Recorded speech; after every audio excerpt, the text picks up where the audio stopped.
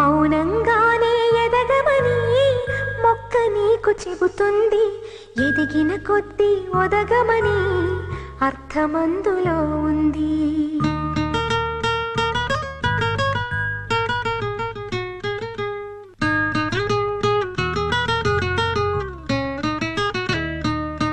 మౌనంగానే ఎదగమని మొక్క నీకు చెబుతుంది. ఎదిగిన కొద్దీ ఒదగమని అర్థమందులో ఉంది. అపజయాలు కలిగిన చోటే గెలుపు పిలుపు వినిపిస్తుంది. ఆకులన్నీ రాలిన చోటే కొత్త చిగురు కనిపిస్తుంది.